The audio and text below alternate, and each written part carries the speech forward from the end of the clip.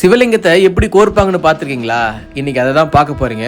சிவலிங்கம் மொத்தம் 3 பாகத்தால் ஆனதுன்னு சொன்னேன். ஒன்று பிரம்ம பாகம், இன்னொன்று விஷ்ணு பாகம், லாஸ்ட்டாக ருத்ர பாகம். ஸோ இது 3ம் சேர்ந்தாதான் சிவலிங்கம்.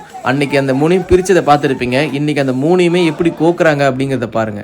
ஃபர்ஸ்ட் எடுத்தோன்னே ருத்ர பாகத்தை செங்குத்தா நிறுத்தியாச்சு. இதில் வந்து பார்த்தீங்கன்னா ஜேசிபியோ அல்லது கிரேனோ நம்ம யூஸ் பண்ணி நிறுத்துறதுன்றது கஷ்டம்.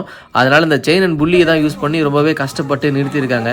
அடுத்து ரெண்டாவதா சிவலிங்கத்தோட அடிபாகமான பிரம்ம பாகத்தையும் எடுத்துட்டு வந்து ரொம்பவே சிறப்பாக கோர்த்தாச்சு. இதுக்கப்புறம் மூணாவதா பார்த்தீங்கன்னா சிவனை தாங்கி பிடிக்கக்கூடிய விஷ்ணு பாகம். ஸோ அதை கோர்த்ததுக்கப்புறம் சிவலிங்கம் எப்படி இருக்குன்னு பாருங்க.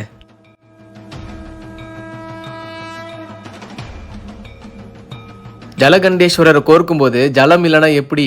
அதான் மழை நிற்காம பேஞ்சிக்கிட்டு இருக்கு. ஒரு வழியாக சிவலிங்கத்தோட 3 பாகத்தையும் கோர்த்தாச்சு. இன்னும் அப்பன் ஈசன் எப்படி இருக்காரு பாருங்க.